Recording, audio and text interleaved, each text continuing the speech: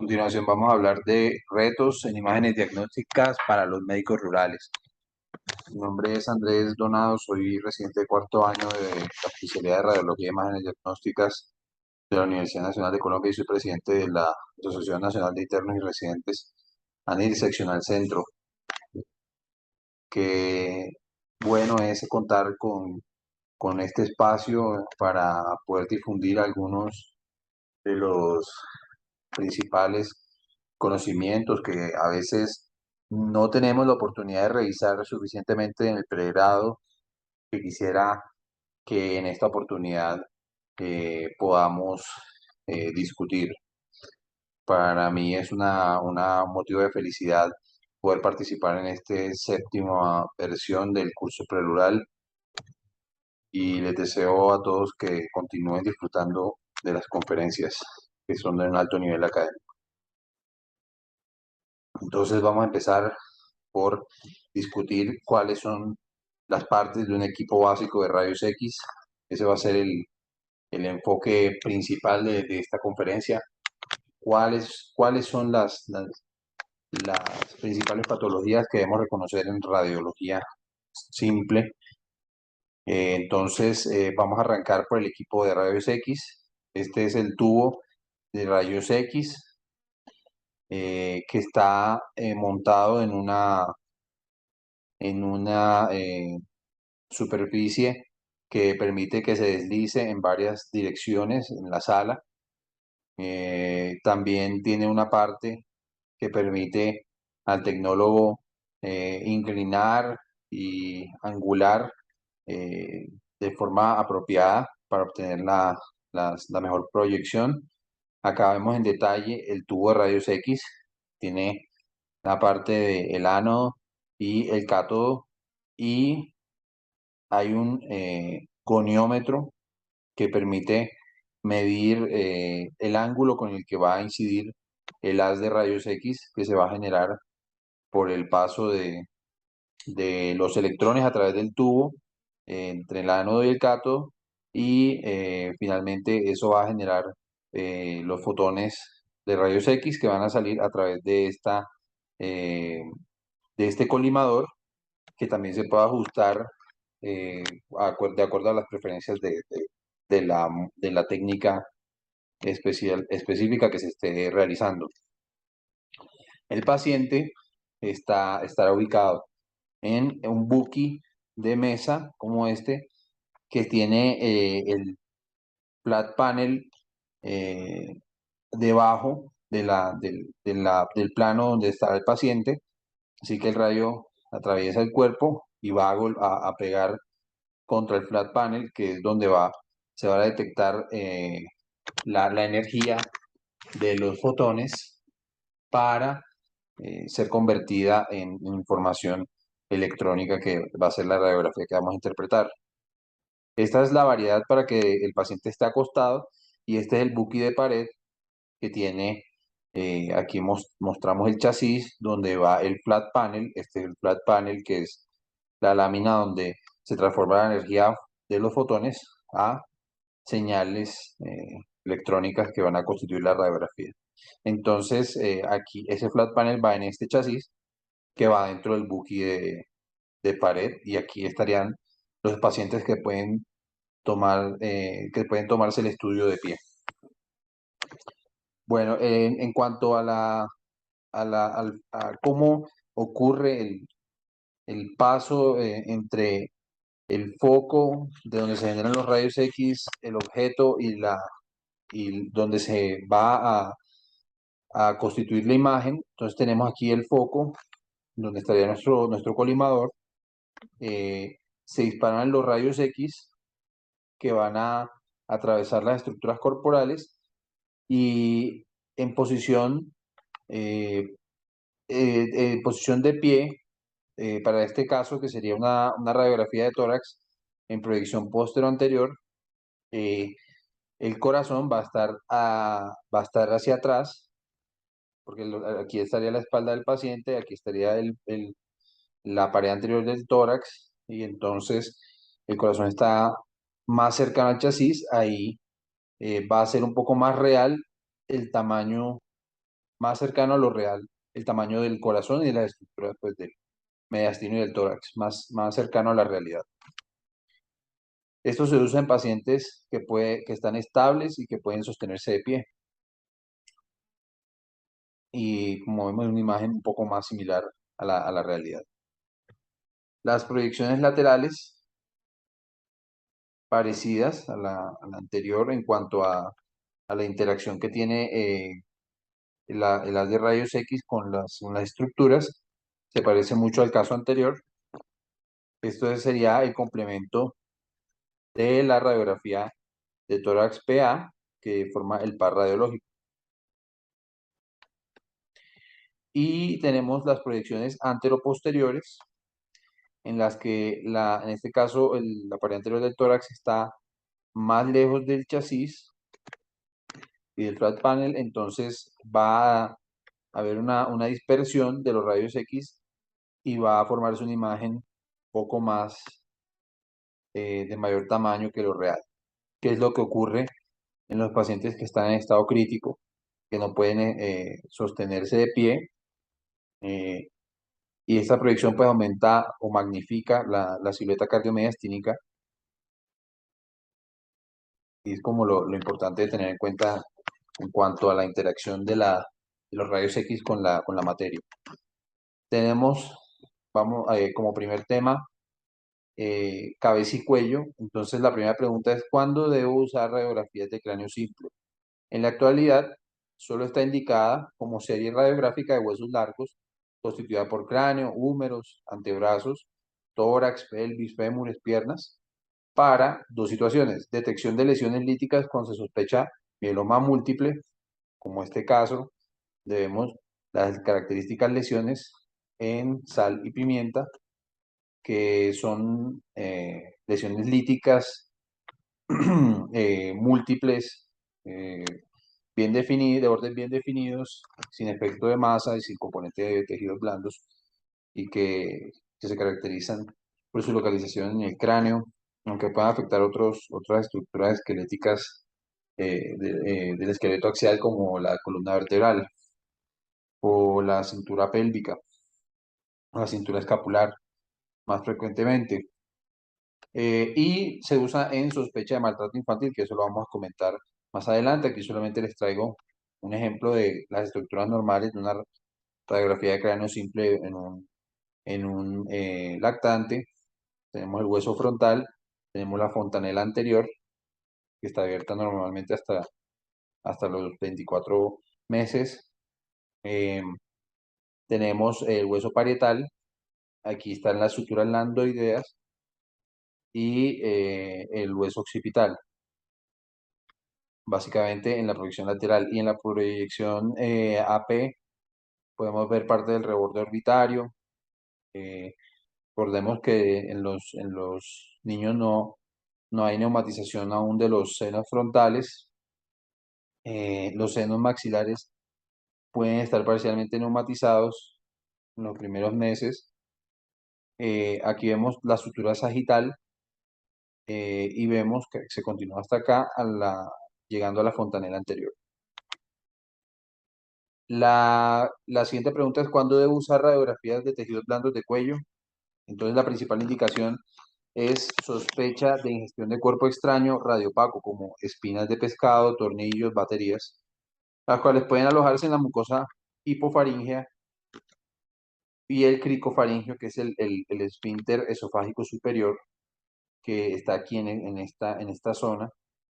Ahí generalmente es donde se pueden alojar los cuerpos extraños, dado que son las partes más estrechas de la vía aérea, y en ocasiones pueden penetrar a los tejidos blandos prevertebrales y causar un edema de los mismos, recordando que a nivel de C4 hacia arriba no debe medir más de 7 milímetros, y de C4 hacia abajo no debe medir más de 14 milímetros el diámetro anteroposterior. En este caso está francamente eh, matizado. El otro comparador puede ser que no supere el ancho o el diámetro anteroposterior de un cuerpo vertebral.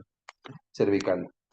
Y aquí pues el paciente tiene riesgo de presentar mediastinitis descendente, pues porque esto es un espacio continuo hacia el mediastino, en el llamado espacio peligroso.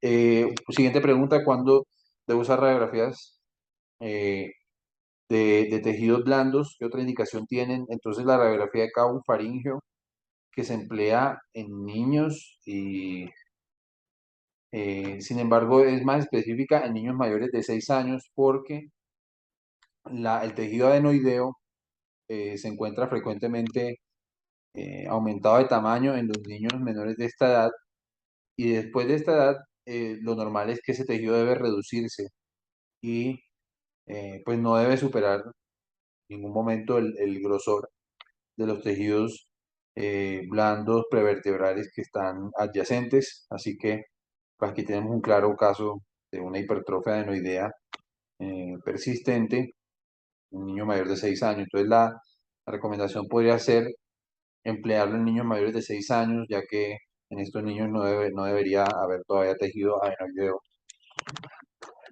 y cabo faríngeo. En cuanto a columna vertebral, nuestra siguiente sección es, y nuestra siguiente pregunta es, ¿cuáles son las proyecciones básicas? En la columna cervical se hacen proyecciones AP de la apófisis odontoidea en apertura oral y proyección lateral. Y en los demás segmentos se hace proyección AP y lateral. Sí, en la parte torácica y lumbosacra. ¿Cuándo debo solicitar una radiografía de columna? Entonces, aquí se pueden emplear las reglas canadienses y las reglas Nexus, que son para pacientes con trauma. Entonces, según las reglas canadienses, debe realizarse cuando el paciente sea mayor de 65 años, cuando haya trauma con mecanismo de alta energía por caída de 5 pisos o el equivalente de 3 pies o 1 metro, aplicación de fuerza axial compresiva sobre la cabeza, choque a alta velocidad que es mayor a 100 kilómetros por hora, uso de vehículos recreacionales o bicicleta y sensación de parestesia en las extremidades. Y las reglas Nexus sirven para predecir qué pacientes no necesitan la radiografía de columna cervical. En este caso, tenemos cuando el paciente esté alerta y estable, sin déficit neurológico, sin alteración de la conciencia, sin intoxicación, sin dolor en la línea media de la columna y sin lesión por distracción, que es un mecanismo de fuerza, de aplicación de fuerza en trauma. ¿Qué debo aprender a identificar? Primero las curvaturas fisiológicas, la cifosis, que es parte de la columna torácica y sacra, y la lordosis, que es parte de la columna cervical y lumbar, y cuándo llamarlo hipercifosis e hiperlordosis. La morfología y altura normal de los cuerpos vertebrales para definir cuándo hay fracturas por insuficiencia o fracturas traumáticas. La alineación de los cuerpos vertebrales para reconocer cuándo hay una espondilolistesis, es decir, un movimiento de un cuerpo vertebral sobre otro, siempre referido así, o sea, siempre es, por ejemplo, cuando se mueve L3 sobre L4, se habla de que hay espondilolistesis de L3, anterior o posterior, o la dirección que se identifique. La altura normal de los discos intervertebrales que se ve reducida en procesos degenerativos, que es llamado osteocondrosis. La orientación, bueno, y que se da por deshidratación de los cuerpos vertebrales. La orientación y morfología de los neuroforámenes, que se puede ver afectada en estenosis foraminales, que van a comprimir las raíces descendentes en la parte lumbar, más frecuentemente las facetas articulares y la pars interarticularis, que las principales enfermedades son la artrosis facetaria y para la pars es la lisis, es decir, la fractura o la disrupción de la continuidad de la pars interarticularis que puede resultar en un movimiento, es decir, espondilolistesis. Y las apófisis espinosas que pueden presentar fracturas, entre otras, y se evalúa mediante la línea espinolaminar. ¿Cuándo está indicada la radiografía de columna lumbosacra en casos de lumbalgia? Entonces está indicada en pacientes con o sin signos de radiculopatía que presenten trauma de baja velocidad, osteoporosis, muy importante esto, o edad mayor a 65 años, que frecuentemente tienen osteoporosis y pueden presentar fracturas, el uso crónico de esteroides, porque genera osteoporosis, el antecedente de cirugía lumbar y que puede ser apropiada en casos de sospecha de cáncer, infección e inmunosupresión. Cuando el paciente presenta signos de radiculopatía y dolor progresivo o persistente durante las últimas 6 semanas, es preferible hacer una resonancia magnética columna lumbosacra. Este como un mensaje clave para no olvidar, cuando el dolor se vuelve progresivo o persistente durante las últimas 6 semanas. Entonces vamos a analizar algunos de los aspectos normales de la radiografía de la columna en sus diferentes secciones. Tenemos el primer cuerpo vertebral es C1 o Atlas. Tiene un arco anterior, un arco posterior, eh, y se puede identificar eh, que va alrededor de la parte superior de la apófisis odontoides, que tiene un diente y un cuerpo que se va a articular con la pars interarticularis. Aquí están las facetas articulares en esta parte, en la parte superior e inferior de la pars. Y las apófisis espinosas. Bueno, también pues, otras partes de los cuerpos vertebrales son las facetas articulares. Ya mencionábamos que tiene una faceta articular superior y una inferior. Entonces, aquí es donde puede ocurrir eh, la artrosis facetaria. Debemos evaluarla todas nuestras radiografías porque es una causa de dolor frecuente. Las láminas que están uniendo la pars interarticularis con la apófisis espinosa en la proyección lateral. Eso es como lo fundamental de reconocer en estas radiografías. Y vamos a analizar la alineación mediante estas líneas, la línea vertebral anterior, la línea vertebral posterior, que pasa respectivamente por la parte anterior y posterior de los cuerpos vertebrales, la línea espino-laminar, que une el borde anterior de las apófisis espinosas, que se unen con las láminas, y la línea espinosa posterior, que une los bordes de cada uno de los apófisis espinosas. Y todas estas líneas deben ser continuas. En la proyección anterior, adicionalmente, podemos ver las articulaciones uncovertebrales que se dan entre los cuerpos vertebrales, cervicales, y podemos ver los forámenes. En esta proyección se ven mejor los neuroforámenes, que son en la parte cervical, están hacia adelante. En la columna torácica, digamos, como elementos claves, tenemos que la bifurcación de la tráquea se da a nivel de T4, es decir, ahí nos sirve como elemento para contar los cuerpos vertebrales cuando no podamos verlos en su totalidad. eh, y además podemos identificar en la proyección AP que a cada lado del cuerpo, en la parte superior, tenemos los pedículos, que son estas estructuras que parecen ojos, tienen como los ojos de los cuerpos vertebrales en la proyección AP. Y podemos identificar las apófisis transversas, que se van a articular con las costillas. En la proyección lateral, debemos siempre identificar la altura pues que de los cuerpos vertebrales que sea normal, que sea continuamente homogénea en la parte anterior, media y posterior.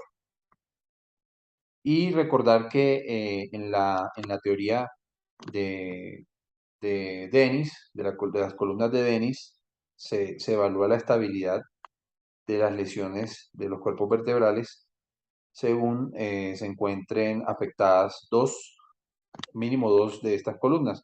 Y él definía la columna anterior constituida por la mitad anterior del cuerpo, la columna media entre la mitad posterior y el borde posterior del cuerpo vertebral, y la columna posterior como los elementos posteriores, es decir, pedículos, láminas, apófisis espinosas, apófisis transversas.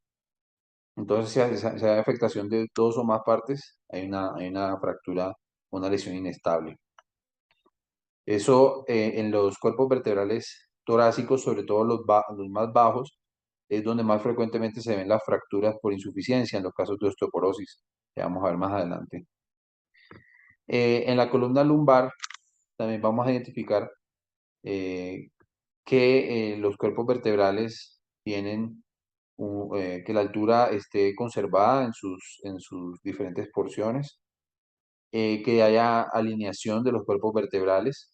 Y aquí podemos ver mejor en la proyección lateral los neuroforámenes. Y vamos a identificar si están normal, si tienen una constitución normal, que es generalmente una forma como de raqueta o algunos dicen de chuleta, que es lo normal, o si tienen una disminución, como aquí en este caso se podría decir en el nivel L4, L5, parece una estenosis foraminal. Eso puede dar dolor. Lo otro que vamos a ver es la pars interarticularis, las facetas articulares superior e inferior, y ahí vas a ser el lugar donde se desarrolla la artrosis facetaria, que primero se da con cambios hipertróficos y esclerosis. Recordando que en los niveles más bajos siempre es normal encontrar un poquito más de esclerosis, L4 y L5, pero ya cuando ya tienen cambios, digamos, como de la morfología muy irregulares, ya uno puede decir que tiene artrosis con mayor certeza. Y podemos ver las apófisis espinosas. Recordando que con la edad esos espacios interespinosos se van disminuyendo de tamaño y pueden empezar a chocar unos con otros y a sufrir procesos de remodelación con esclerosis. Eso se llama enfermedad de Bastrup y también es una causa de dolor en la región lumbar.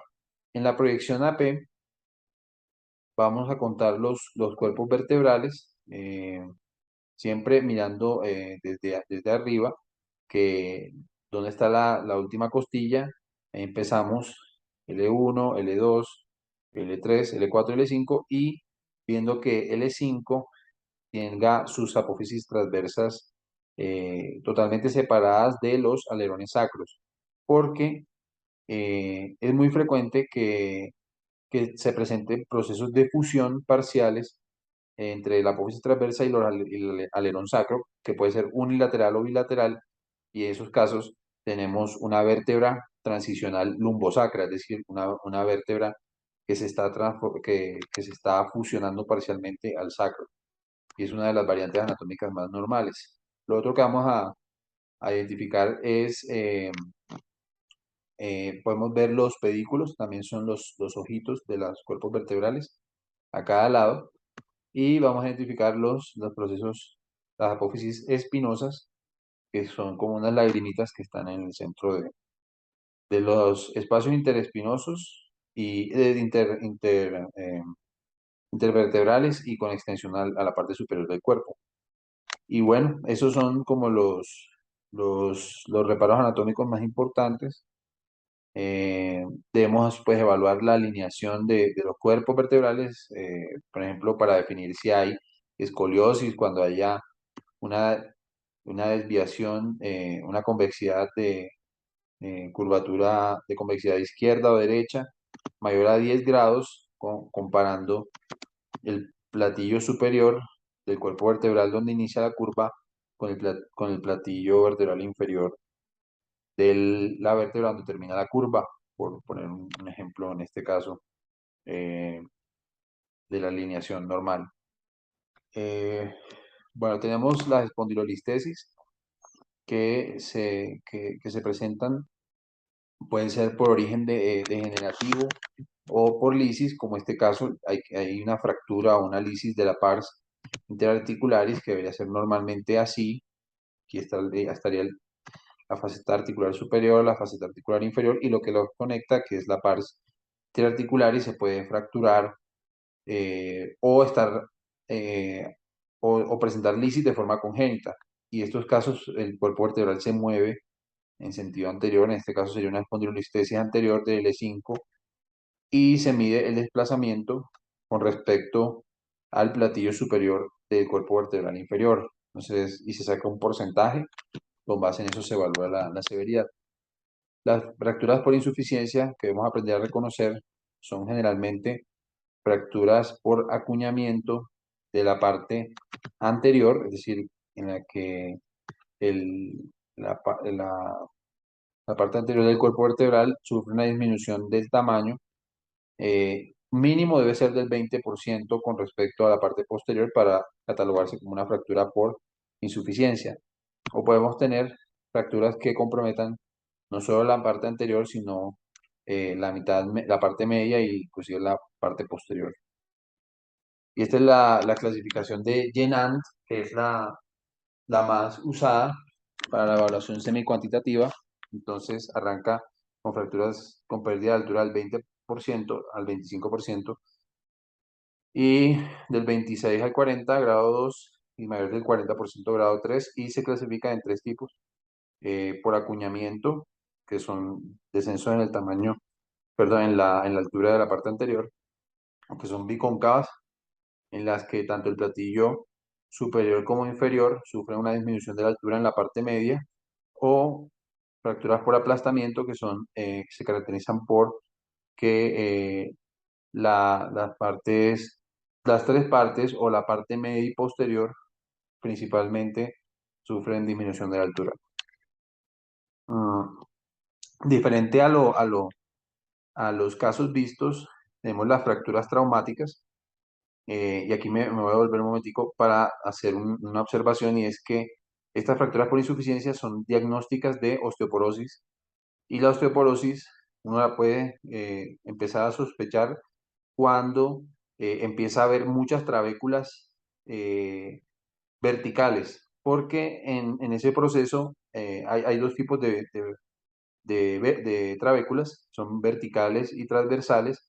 En la osteoporosis afectan primero las transversales, y entonces quedan visibles muchas trabéculas verticales, y esos pacientes son en los que vamos a ver y debemos buscar más frecuentemente estas fracturas por insuficiencia como las describimos.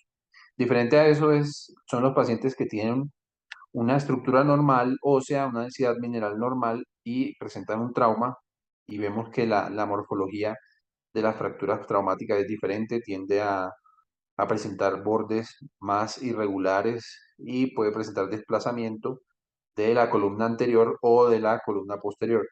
Esto se llama retropulsión del muro posterior cuando el fragmento se desplaza hacia el canal, hacia el canal, eh, hacia el canal central o el canal espinal. Este sería otro caso, ya mucho más dramático, una fractura traumática por estallido del cuerpo vertebral, una fractura con minuta, con desplazamiento tanto de la pared anterior o el muro anterior como del muro posterior, y aquí está claramente condicionando un canal central estrecho en ese nivel. Seguimos con el tórax. Cuando solicitar una radiografía de reja costal, según las reglas Nexus, para trauma de tórax, se sugiere que se realice radiografía de reja costal en estos casos: edad mayor a 60 años, mecanismo de alta energía con desaceleración rápida, que incluye caída mayor a 6 metros o colisión vehicular a velocidad mayor de 64 kilómetros por hora, dolor torácico espontáneo, dolor torácico reproducible a la palpación, intoxicación o alteración del estado de conciencia, mecanismo de lesión por contracción. Y las proyecciones básicas son AP, y se incluye una oblicua del lado donde se solicite. Entonces siempre debe solicitarse especificando la lateralidad. Radiografía de reja costal derecha, por ejemplo, sería este caso. Se hace una proyección AP de ambas rejas o de ambos lados, y en la oblicua se hace énfasis en el lado que se haya solicitado. Las fracturas costales agudas se caracterizan por disrupción de las corticales sin, sin callo óseo, o sea, y de bordes no corticados, es decir, que no hay procesos de consolidación. Aquí podemos ver varias disrupciones, o sea, varias fracturas en múltiples arcos costales. Y podemos encontrar fracturas ya antiguas, consolidadas, y se caracterizan por una irregularidad en la morfología de la cortical, generalmente de las dos, superior e inferior. En cuanto a la radiografía de tórax, mm, las proyecciones básicas son PA y lateral, y aquí les traigo un ejemplo de una radiografía PA que sabemos que es PA porque al paciente le hicieron también lateral, pero debería, debería realmente tener exclusión de la escápula. Eh, Aquí pues eso sería mala técnica porque ellos deben lograr la exclusión de las escápulas, pidiéndole al paciente que lleve los brazos hacia arriba y hacia adelante. Eh, y bueno, eh, vemos varias medidas que se toman frecuentemente. Esta primera es el índice cardiotorácico, que traza una línea entre el borde cardíaco derecho e izquierdo y otra línea que pasa por el interior de la caja de la pared torácica interna, y que pase por el borde superior del hemidiafragma derecho. La división entre este diámetro del corazón y el diámetro del diafragma, perdón, el diámetro del tórax a través del diafragma va a dar el índice cardiotorácico, que es normal hasta 0,55. Y arriba estaría cómo se toma el diámetro transverso del mediastino, que es normal hasta 120 milímetros en cualquier condición, ya sea en decúbito supino o en bipedestación. En la radiografía lateral también podemos tomar la medida del espacio eh, de aire retroesternal, perdón, el espacio de grasa retroesternal, eh, y que generalmente, bueno, es un conjunto de siluetas que son constituidas por parte de los pulmones y la grasa del mediastino, y que se oblitera, puede estar obliterado en los pacientes pediátricos por la presencia del timo, y puede estar aumentado en casos eh, de EPOC, sobre todo ocupando más de un tercio de de todo este diámetro, digamos, vertical o de la altura del contorno cardíaco. Los pacientes sintomáticos eh, respiratorios, pacientes con tos crónica, hemoptisis, fiebre sin foco, disnea, estridor, sibilancia, dolor pleurítico y trauma de tórax, tienen indicación de radiografía de tórax. O también se puede hacer radiografía de tórax para caracterización de hallazgos positivos al examen físico de tórax, crisis broncoobstructiva, exacerbación de la EPOC, síntomas y o signos del síndrome de pérculo torácico, entre otros. En pacientes pediátricos, entonces, podemos identificar como diferencia de los adultos que se presenta el timo todavía.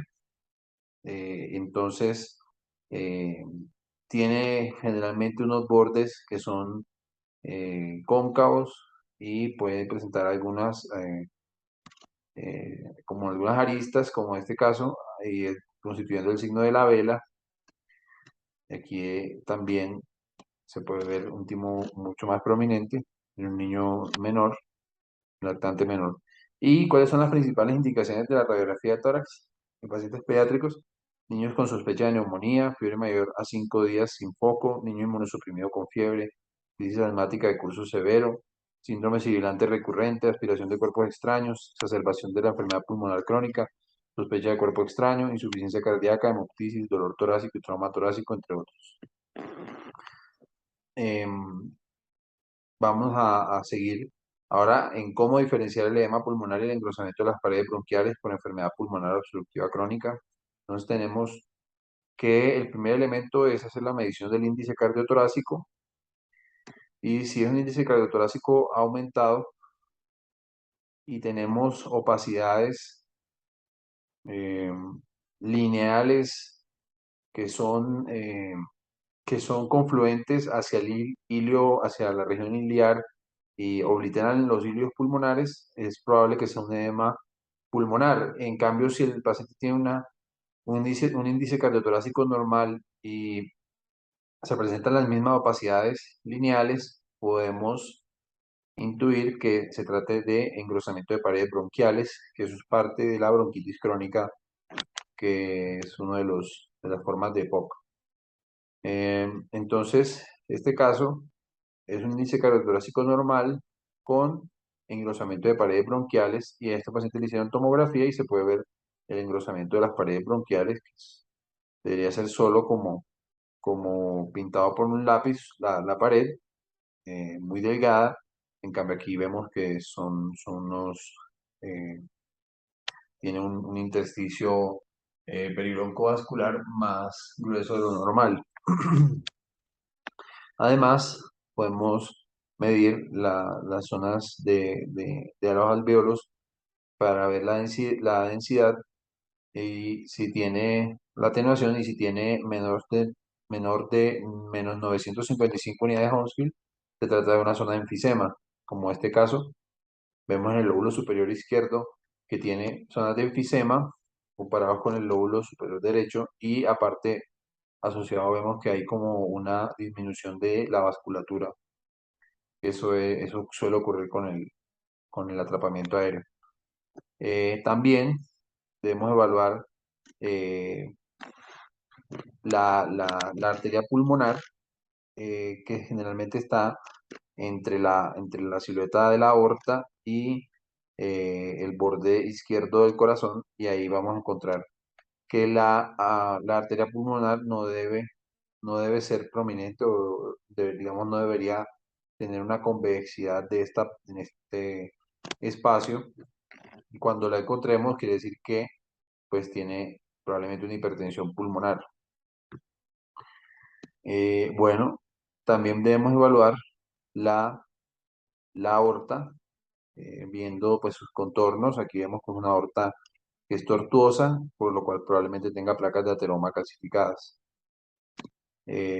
Los hilos pulmonares, que generalmente el izquierdo es más alto que el derecho, pero puede haber casos diferentes. Cuando el derecho esté más alto, podemos sospechar que puede haber una atelectasia o cambios de fibroatelectasia, fibrocicatriciales en algunas partes de los lóbulos superiores. ¿Cómo diferenciar una atelectasia de una consolidación? Entonces, eh, ambas son opacidades que ocupan pues, el espacio alveolar, mm, y las atelectasias,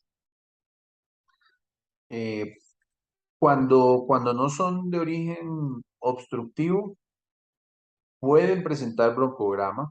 Cuando son de origen obstructivo, suelen no presentar nada de broncograma, por lo que están tapados los está tapado el flujo aéreo a través de los bronquios.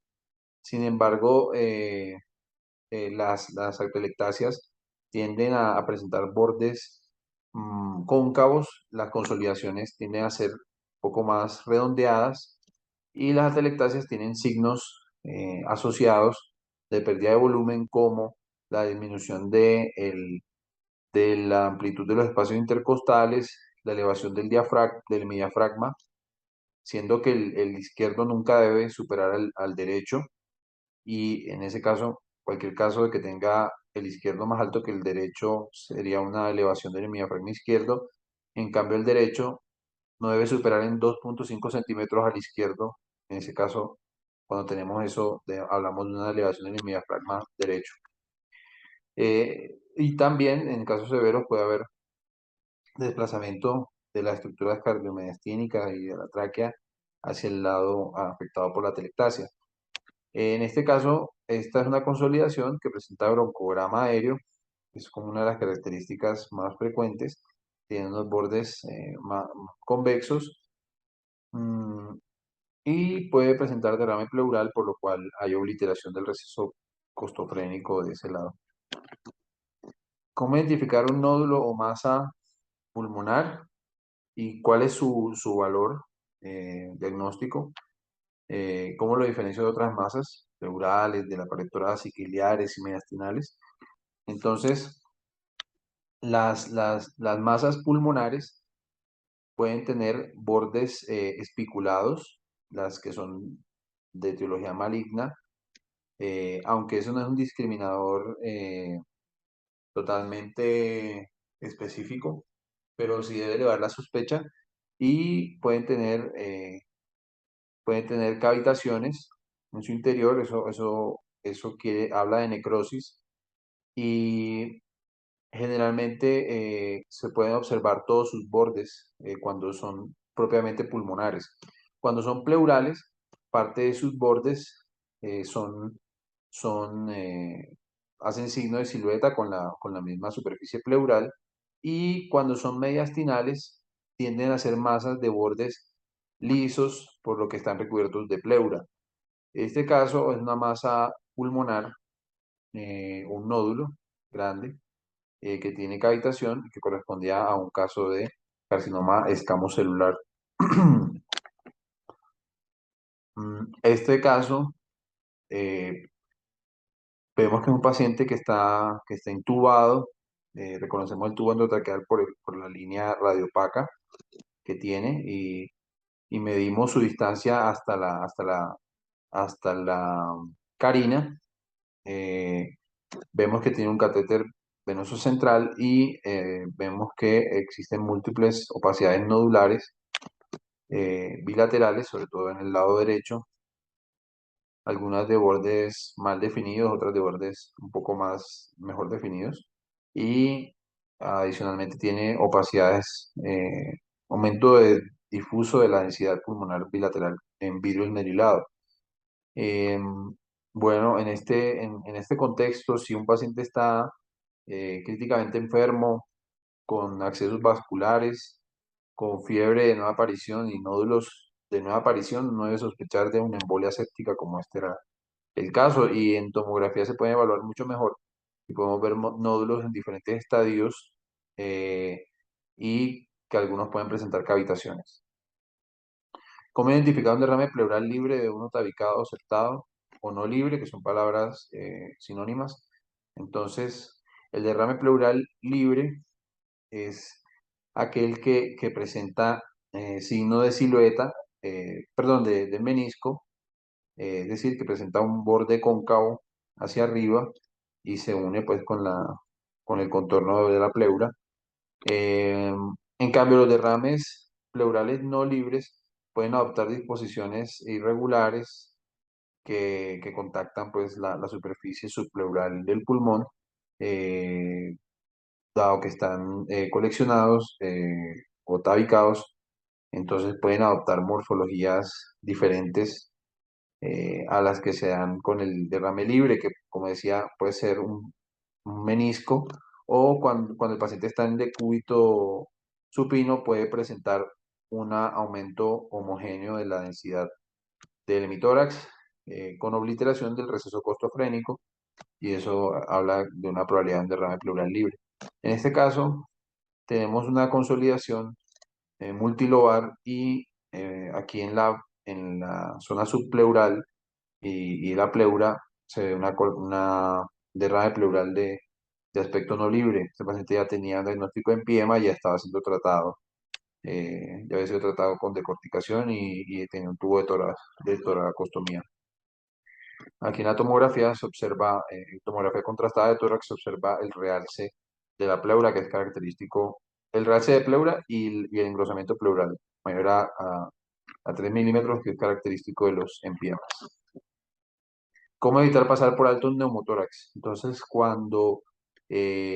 sobre todo después de procedimientos eh, eh, invasivos, vasculares, de accesos vasculares centrales, y en casos de trauma de tórax cerrado o abierto, debemos sospechar la presencia de neumotórax o en pacientes con enfermedades de base como EPOC, que tengan dolor pleurítico o punzante unilateral de evolución abrupta y espontáneo. Debemos sospechar un neumotórax y debemos identificar la pleura como una zona donde hay un engrosamiento, una línea un poco más radiopaca, indica dónde está la pleura visceral engrosada, y un espacio externo a esa línea donde no hay vasculatura pulmonar, y ahí vamos a identificar que estamos con un neumotórax. Y el neumotórax debe siempre calcularse su porcentaje, dado que eso indica la severidad y el requerimiento de manejo con toracostomía. Eh, Hay diferentes calculadoras. Les recomiendo pues que busquen en internet Pneumothorax Calculator y ahí pueden eh, medir cuando tengan casos de neumotórax. Se mide la distancia en el ápice, en el tercio medio perdón, en el tercio superior, la parte lateral, y el tercio medio en la parte lateral.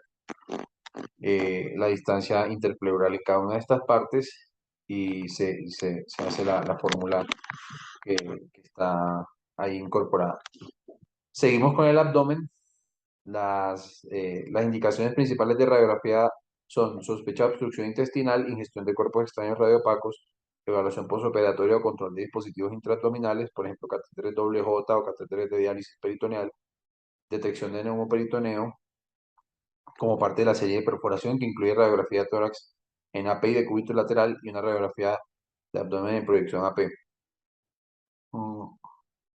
Es inapropiado solicitar radiografías de abdomen para pacientes con estreñimiento que se pueden ver con menos de 3 evacuaciones por semana o dificultad de más del 25% de ellas, y para pacientes con dolor abdominal no localizado y crónico. En estos casos es mejor que no le soliciten una radiografía de abdomen, sino cuando estén estas indicaciones. ¿Cómo diferenciar un patrón gaseoso normal de un patrón anormal? Entonces, el patrón normal se caracteriza porque tiene gas en el colon y gas en el recto y no tiene gas en las asas intestinales. En cambio, cuando exista gas en las asas intestinales distendiendo las mismas, debemos sospechar un hilo dinámico o una obstrucción. Ya vamos a definir cada uno. Entonces, podemos identificar las asas de intestino delgado por las válvulas conniventes, que son las que atraviesan de lado a lado la pared intestinal, a diferencia de las austras colónicas, que son solamente en cada una de las paredes laterales. Entonces, para identificar una obstrucción debemos identificar niveles hidroaéreos escalonados, que solamente se verán en radiografías en bipedestación. Es decir, para detectar ese hallazgo toca que el paciente esté en bipedestación. Y se caracterizan porque tienen dilatación mayor de 2,5 centímetros o algunos dicen de 3 centímetros de las asas intestinales y que hayan más de 3 niveles y que estén distanciados o que la altura de los niveles sea mayor a 2,5 centímetros entre ellos. Adicionalmente, ausencia de gas en el colon y en el recto, o puede haber escaso gas en el colon todavía que no ha sido expulsado. Generalmente el recto tiene menos gas de lo habitual en los casos de obstrucción intestinal y podemos encontrar algunos signos también de fecalización del contenido intestinal, como el signo de collar de perlas o el signo de la pila de monedas. Eso en bipedestación. Y en decúbito supino tendremos que emplear pues la dilatación de las asas intestinales mayor a 2,5 centímetros, la ausencia de gas en colon y recto. Sin embargo, si encontramos gas en colon y recto, con presencia de esta dilatación importante, estamos más probablemente en presencia de un hilio adinámico. Y en estos casos, cuando haya dudas, es mejor hacerle un seguimiento radiológico al paciente, o inclusive se puede probar con una radiografía de tránsito intestinal, aunque generalmente estos pacientes van a tener náuseas, vómito y que no van a tolerar el contraste, pero se podría dar contraste oral y ver en la radiografía a las 12 horas que ya debió haber transitado. Si no transita, es que probablemente sí hay una obstrucción. Y en los pacientes pediátricos es clave reconocer que el patrón normal es que el intestino delgado sí tenga aire, porque los bebés pues tienen aerofagia constantemente, entonces llenan el intestino de gas y se ven como cubos, como estructuras cuboides múltiples. Eso es normal, encontrar cubitos en el abdomen de los niños. Y es anormal encontrar estructuras tubulares dilatadas, como este caso con ausencia de gas en el colon y recto, es más probablemente un caso de obstrucción intestinal. Y en los lactantes menores de 6 meses, el principal diagnóstico a considerar es la enterocolitis necrosante, sobre todo cuando tienen antecedente de prematurez o prematuridad. ¿Cómo identificar el neumoperitoneo? Se ve mejor en radiografías de tórax. Entonces, cuando un paciente tenga sospecha de perforación de víscera hueca, es mejor pedir una radiografía de tórax o una serie de perforación que incluye radiografía de tórax y radiografía de abdomen. Eh, Aquí vemos el aire que se acumula en el espacio subdiafragmático derecho o subclínico derecho, que es como de los sitios más frecuentemente, de los primeros en acumular aire, también alrededor del ligamento falciforme, ya cuando va aumentando en los flancos, en las goteras peritocólicas y ya en el espacio interasas. ¿Cómo identificar la citis? eh, Hay borramientos de las siluetas viscerales, por ejemplo, del hígado, los riñones ya no se ven, las líneas de los psoas tampoco se ven, y cuando es de abundante cantidad, las asas intestinales suelen acumularse hacia el centro de la cavidad abdominal, siendo separadas por un espacio de líquido entre la pared del peritoneal y la pared de las asas intestinales. Cuanto a las estructuras esqueléticas, vamos a iniciar con la pelvis. Entonces, eh, las proyecciones básicas son AP, inlet y outlet. Entonces, AP es sin inclinación, inlet es con una inclinación cefálica hacia abajo, y outlet es con una inclinación, perdón, inlet sería con una inclinación hacia caudal, o sea que el tubo se pone superior a la pelvis, y el outlet es una inclinación hacia cefálico, o sea, poniendo el tubo caudal a la pelvis.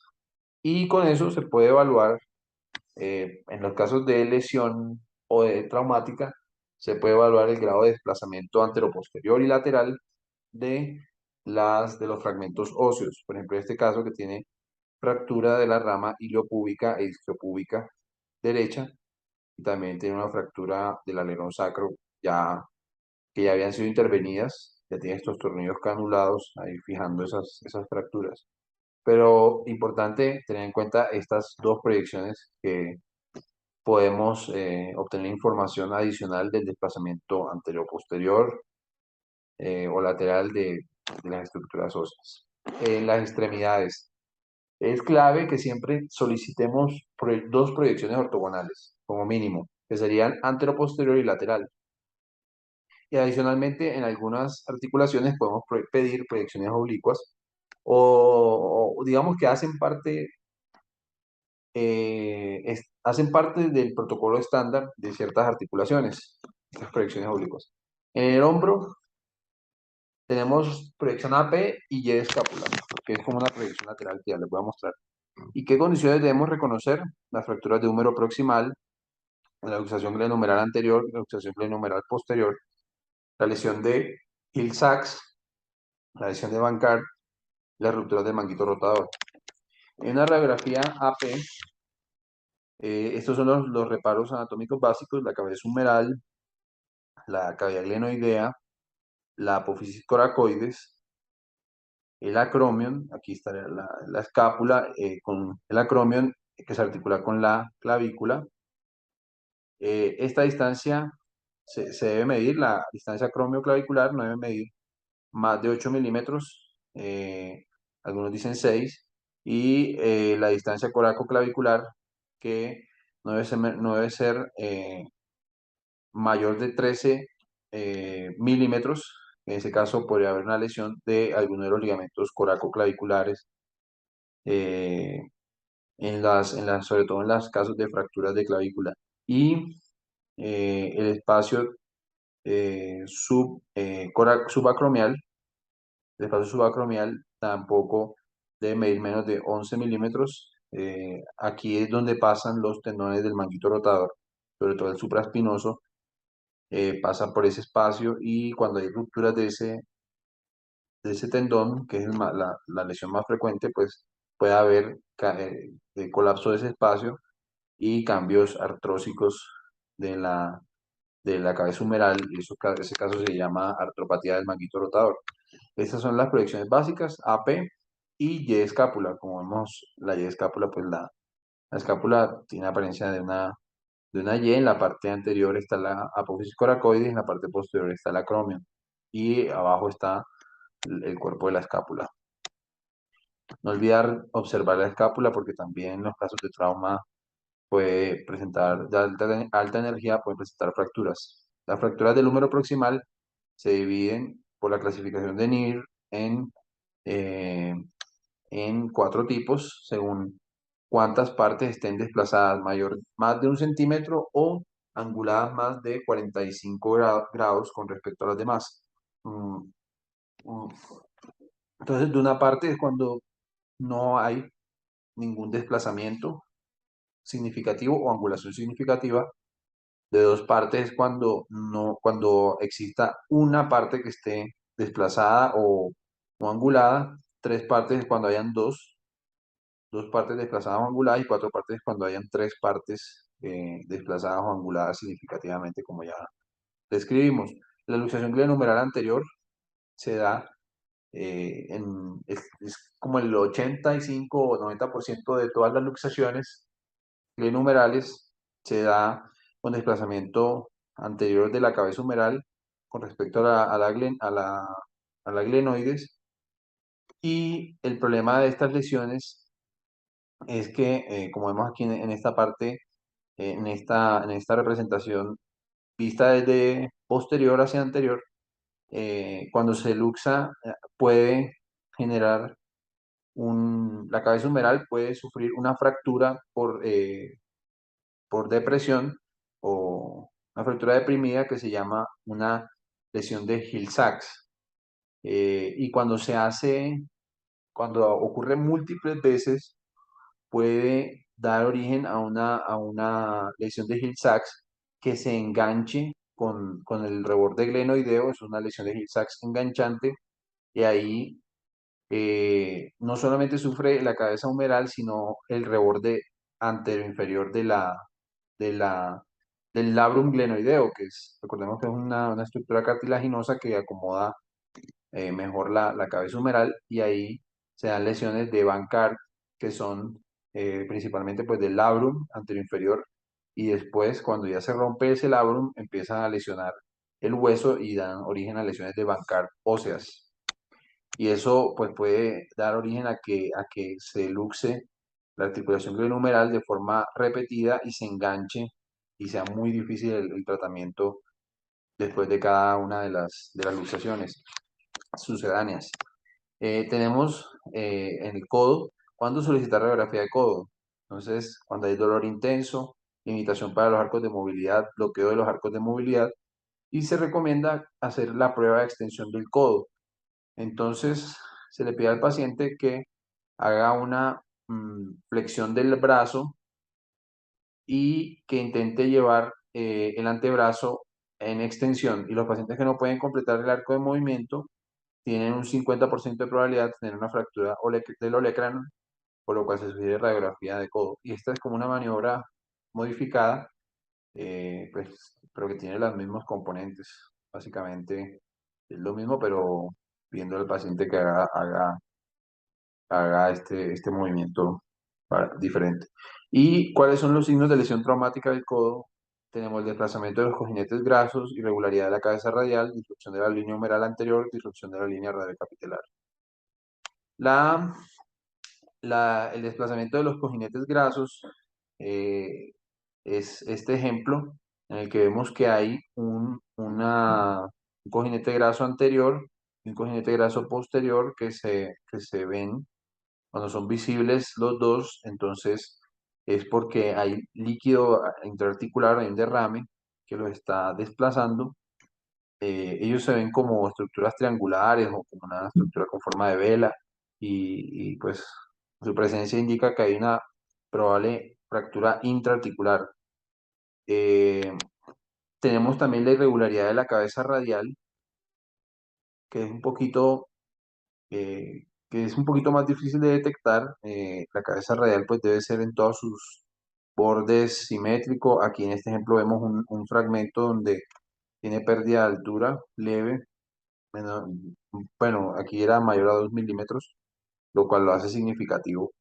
Y aquí vemos la fractura intraarticular de la parte, eh, de hecho es la parte donde se articula con el olecranon, perdón, con la tróclea y el capitellum, y ahí pues necesita un manejo quirúrgico.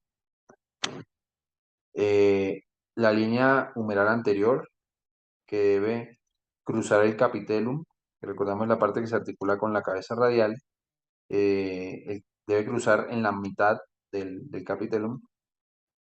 Cuando no cruce esa línea, por la parte de la mitad y esté anterior o posterior, debemos sospechar que hay una fractura eh, supracondilia, que es la más frecuente, de hecho, en la edad pediátrica. Este es un niño que tiene una fractura eh, supratroclear del húmero. Y tenemos la línea radiocapitelar en la que la diáfisis radial debe, debe también cruzar por la mitad del capitellum, y cuando no suceda eso, por ejemplo en este caso, tenemos una luxación de la cabeza radial, una luxación radiocapitelar. Ah, bueno, a propósito de eso, en el codo, los invito a que se estudien el acrónimo CRITOE, que describe la aparición de los centros de osificación secundarios, eh, y con base en eso podemos describir si existe o no lesión de esos centros de osificación cuando hay lesiones traumáticas del codo en niños menores de 14 años. En cuanto a la muñeca, cuando se solicita radiografía, seguimos las reglas de Ámsterdam, que son para detección de fracturas de radio distal y de huesos del carpo, que indican radiografía de muñeca cuando el paciente sea mayor de 65 años, edema de tejidos blandos de la muñeca, deformidad visible, dolor a la palpación del radio distal, dolor a la flexión palmar, dolor a la supinación y dolor en la prueba de balotamiento radiocubital. Y para las fracturas de huesos del carpo, edema en la tabaquera anatómica, deformidad visible en el carpo y dolor a la desviación radial de la muñeca. ¿Qué condiciones debo conocer? Principalmente vamos a enfocarnos en las fracturas del radio distal. Entonces, vamos a medir el índice coronal, el índice sagital, eh, que el índice coronal es en AP, eh, debe ser mayor a 23 grados. Se mide entre esta superficie articular y donde se articula con el cúbito, la articulación radiocubital distal. Ese ángulo debe ser mayor a 23 grados. En el índice sagital, que habla de la inclinación palmar, que normalmente tiene la superficie distal del radio, debe ser entre, debe ser menor o igual a 11 grados. Y los valores por fuera de estos límites implican fracturas deprimidas y con angulación dorsal, respectivamente. Mm, ok, y bueno, por ejemplo, en este caso, aquí, aunque no sea, aunque no sea del todo evidente, podríamos tener una fractura del radio si esta angulación del índice coronal da menor de 23 grados, o si esta angulación del índice sagital da mayor de 11 grados. Em, y pues hay casos ya muy obvios donde se ven muchas múltiples líneas de fractura con conminución, y frecuentemente las fracturas del radio tienen angulación dorsal, o sea, se empiezan a desplazar en sentido dorsal los fragmentos óseos. Por otra parte, tenemos las fracturas de los huesos del carpo. Las más frecuentes son las del hueso escafoides, por ejemplo, en este caso, que se hace radiografía con inclinación cubital, se ve mucho mejor el escafoide y vemos una línea de fractura muy clara. Eh, en las manos, ¿cuáles son las proyecciones básicas? AP, lateral y oblicua. Y adicionalmente podemos solicitar que se haga énfasis en un dedo. Y lo más frecuente son las fracturas de las falanges, por ejemplo, los penachos distales, que generalmente tienen fracturas conminutas, en lesiones por aplastamiento. Mm, También podemos encontrar eh, otros tipos de lesiones que son ya fracturas por avulsión, por ejemplo, en la placa volar, que están en los espacios interfalángicos en el aspecto volar, o sea, o palmar.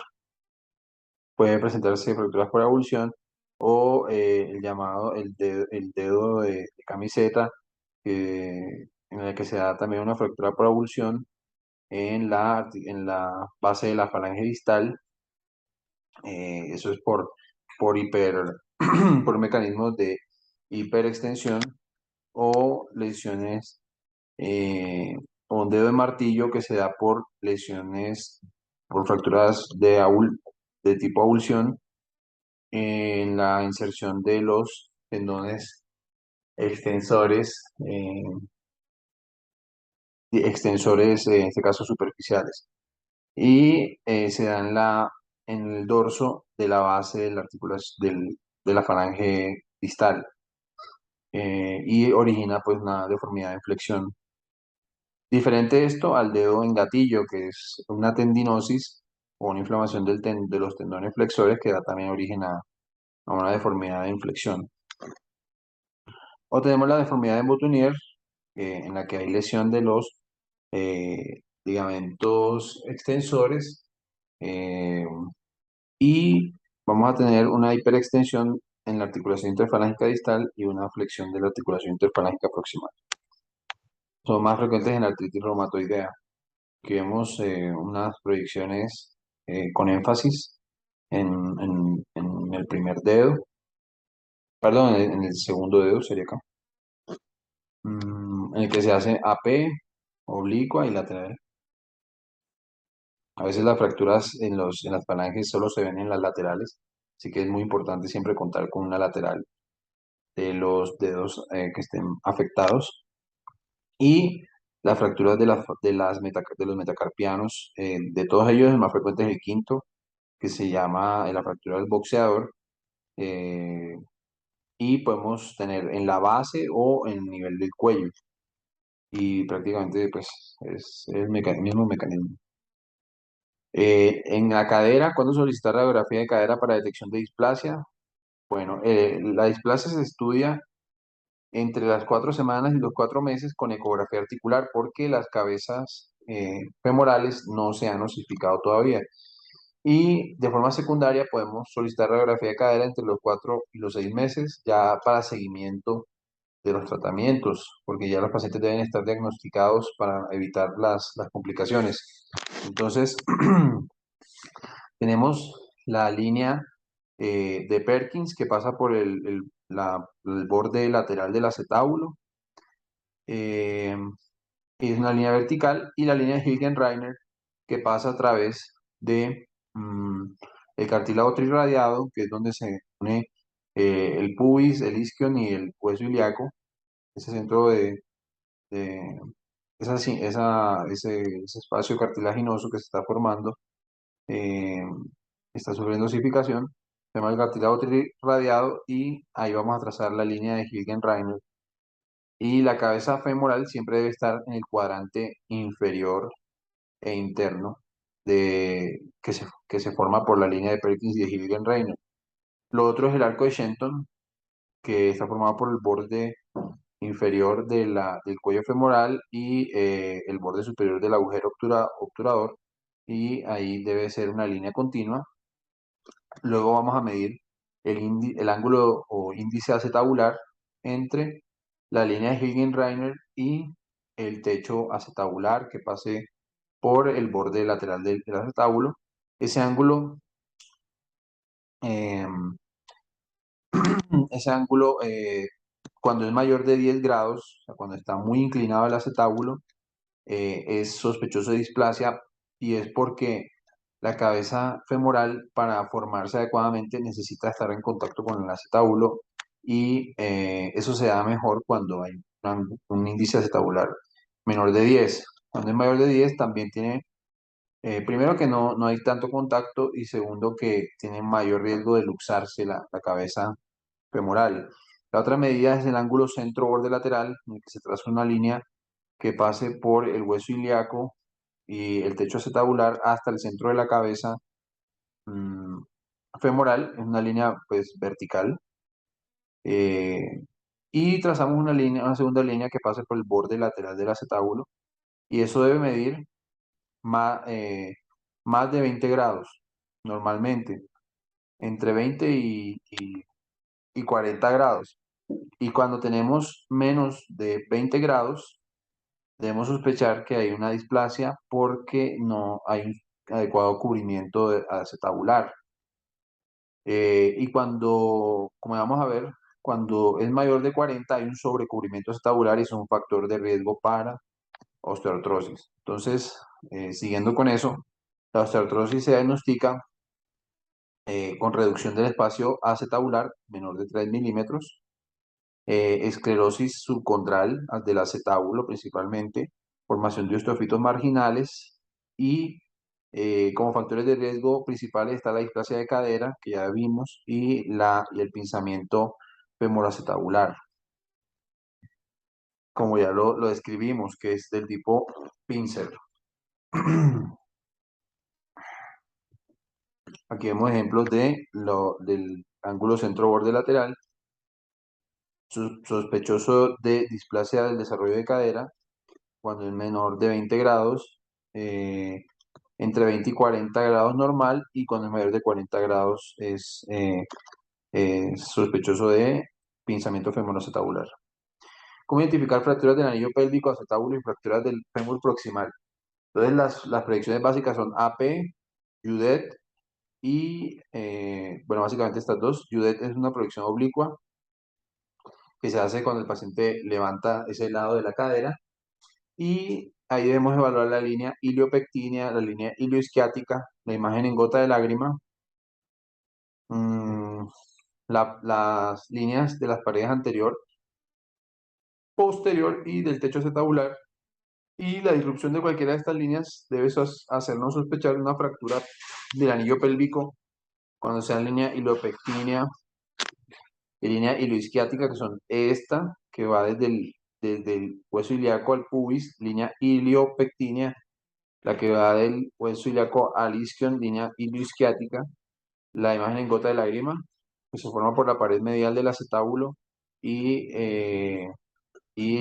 en parte es la línea ilioisquiática y, em, y la pared posterior del acetábulo. Esta línea, que es la pared posterior del acetábulo, perdón, la pared anterior del acetábulo es esta línea verde. Luego tenemos esta línea que es la pared posterior del acetábulo, y tenemos el techo acetabular en amarillo. Cualquier disrupción de estas líneas pues debe hacer sospechar de fracturas del anillo pélvico en los casos 4, 5 y 6, y fracturas del acetábulo, o también llamado cótilo, en las líneas 1, 2 y 3. Las fracturas del fémur proximal se dividen en intracapsulares y extracapsulares, eh, y eso es para evaluar el riesgo que tienen de necrosis vascular de la cabeza femoral, y eso es lo que indica la urgencia quirúrgica de hacer eh, la reducción quirúrgica de la misma. Entonces, las fracturas intracapsulares son las de la cabeza de fémur y las del cuello del fémur, que se dividen en tercios, proximal, medio y distal, llamados también subcapital, cervical o medio cervical y basicervical, la que está más cerca de la región intertrocantérica. Aquí tenemos los trocánteres mayor y menor, y entre ellos se dan las fracturas intertrocantéricas, que son extracapsulares, y aquí en el cuello, eh, perdón, en la región subtrocantérica o en la zona de unión eh, metafiso de afisaria, se da en las fracturas subtrocantéricas, que también son extraarticulares. Y eh, la región subtrocantérica se extiende hasta 5 centímetros por debajo del trocánter menor, desde donde termina el trocánter menor hasta 5 centímetros inferior.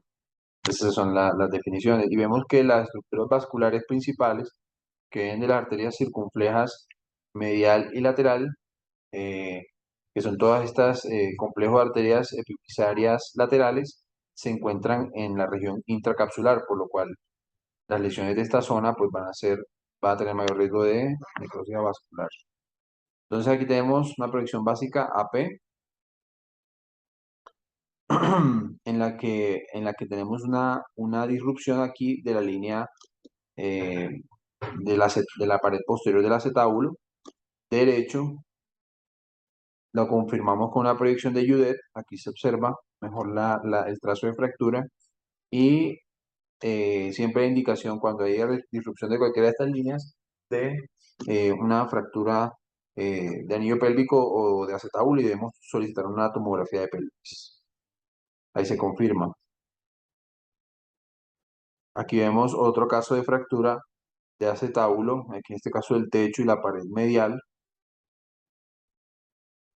Aquí vamos a ver fracturas del fémur proximal.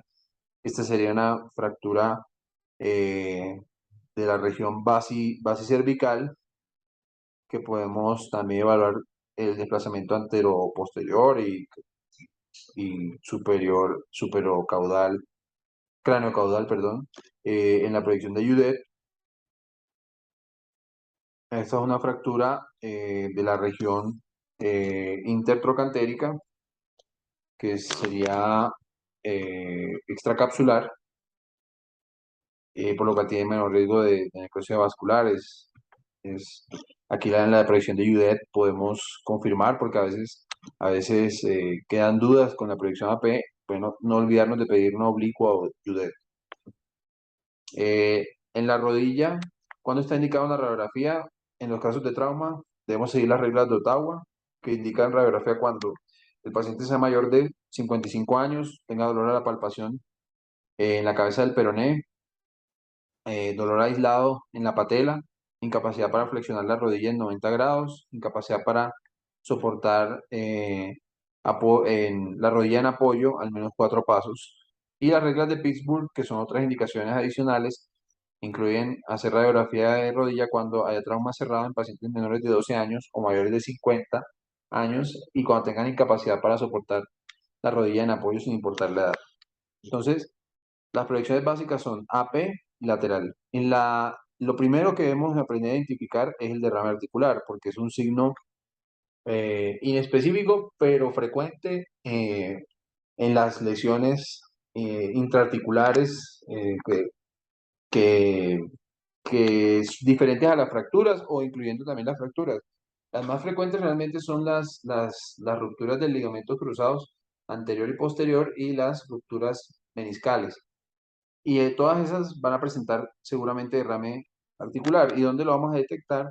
Es viendo este receso de grasa suprapatelar y prefemoral. Entonces, esto es lo normal, que haya grasa en esos espacios. Y cuando está obliterada la grasa de esos espacios, debemos sospechar que haya un aumento del líquido o un derrame articular. Y ahí es donde vamos a entrar a evaluar si hay fracturas o no. Y si no hay fracturas, pues de todas maneras el paciente seguramente va a tener una lesión intraarticular como las que describimos. Eh, ya lo siguiente ya es ver en la parte ósea, pues si hay o no fracturas. De las fracturas más graves y que requieren siempre manejo quirúrgico son las fracturas de los platillos tibiales, que van a estar deprimidas cuando tengan desplazamiento mayor a 4 milímetros, y generalmente van desde la parte lateral a la parte medial. Y, o sea, en mecanismos que son de mecanismos de energía progresivamente mayores, se va desplazando las fracturas desde lateral a medial. Hay unas el tipo, hay unos signos específicos de lesión que se dan, por ejemplo, en las lesiones del ligamento cruzado anterior, en la que el mecanismo es hiperextensión. A veces también se puede ver una fractura por avulsión en la inserción de la banda iliotibial, que se llama la fractura de Segón. Y lo importante es identificar qué es una fractura por avulsión en el aspecto lateral del platillo tibial lateral. Y esa fractura es importante porque el 75-80% se asocian con lesiones del ligamento cruzado anterior. Así que esos pacientes hay que remitirlos para una resonancia. Eh, Hay fracturas por avulsión también en la inserción del tendón cuadricipital en el polo superior de la patela. También pues seguramente van a ser de manejo quirúrgico. Y también debemos acordarnos de evaluar siempre la patela, que pues en estos casos, por ejemplo, aquí es muy clara el trazo de fractura con bordes no corticados, sin signos de formación de callo óseo ni nada que indique consolidación. O sea, con una fractura aguda con derrame articular. Aquí tiene edema el ligamento del tendón patelar, eh, entre otros. Eh, Pasamos al tobillo. Cuando solicitar radiografía de tobillo en trauma, seguimos la regla de Ottawa también. Indican radiografía cuando hay dolor a la palpación en el aspecto posterior de los 6 centímetros distales de la pierna en el aspecto medial o lateral, o en el malleolo medial o lateral. Y cuando el paciente tenga incapacidad para apoyar la pierna mínimo durante 4 pasos. Esto es clave para siempre tenerlo en cuenta. Las proyecciones básicas incluyen AP, oblicua, o también llamada mortaja, y lateral. Debemos evaluar siempre los tejidos blandos, porque en lesiones pues de esguinces siempre vamos a encontrar edema de los tejidos blandos alrededor del malleolo medial o del malleolo lateral, mucho más frecuente el lateral. Y debemos también ver el triángulo constituido por la grasa de Cajer, que debe pues, estar así, visible normalmente. Cuando hay trauma, pues puede haber obliteración por el edema. Podemos ver también el tendón eh, aquiliano, que no debe medir más de 7 milímetros. Cuando hay ahí edema de ese ligamento, de ese tendón, podemos sospechar que haya o cuando hay una disrupción clara, visible, pues que haya una ruptura parcial o total, respectivamente. Los hallazgos claves, entonces ya indicamos, primero ver los tejidos blandos. Si hay edema, hay que buscar fracturas. Las fracturas del maleolo lateral y bueno, en general del peroné, que se clasifican en si tienen extensión supra eh, sindesmal o a nivel de la sindesmosis tibio-peronea o por debajo de la sindesmosis. Y eso tiene cada uno su manejo y sus consideraciones. Eso es la clasificación de Weber. Las fracturas del peroné frecuentemente se ven mejor en la radiografía lateral. Es una fractura oblicua, completa, con extensión infrasindesmal.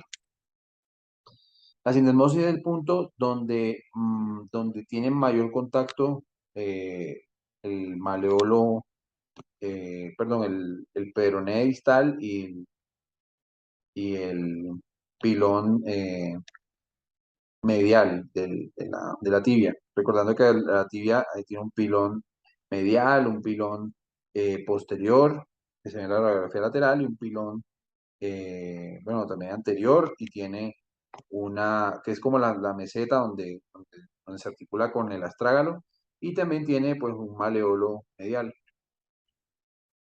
Eh, bueno, las lesiones de, del maleolo posterior se van a ver mucho mejor en la radiografía lateral y podemos, en las radiografías AP, podemos ver claramente las lesiones del maleolo medial, pues en este caso asociado con fractura suprasindesmal del peroné. Y vemos algo muy importante que es la congruencia de la mortaja o del espacio tibio-astragalino, que debe ser en estas partes, en las partes laterales, de 4 milímetros la distancia y debe ser homogénea. Y en la parte superior de 2 milímetros y debe ser también homogénea. Aquí vemos ya un signo indirecto de trauma, que es la afectación de la congruencia. Aquí se confirma con tomografía. Casi siempre en las fracturas de tobillo, el ortopedista casi siempre hace tomografía porque hay fracturas que pasan desapercibidas en la radiografía. Y aquí está lo que decíamos. Entonces, retomando, la mortaja en proyección oblicua debe medir el espacio articular en las partes laterales 2 milímetros, no 4 sino 2, y en la parte superior 3 milímetros. Y la sinesmosis tibioperonera, o sea, entre las partes donde se solapa el borde medial del peroné y el borde lateral del pilón medial, la tibia, de medir 4 milímetros de sobreposición. Y hay un tipo especial de lesión que se da en fracturas del pilón posterior, que generalmente no pasan solas, sino que presentan frecuentemente fracturas asociadas del tercio proximal del peroné. Eso se llama una fractura de Maisonneuve. Eh, en el pie, cuando está indicada la radiografía en caso de trauma, también seguimos las reglas de Ottawa, que son útiles para lesiones del medio pie.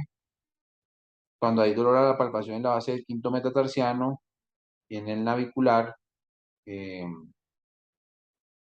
que está en el aspecto proximal medial del pie, y cuando hay incapacidad para apoyar el pie durante mínimo 4 pasos. Las proyecciones básicas son AP, oblicua y lateral.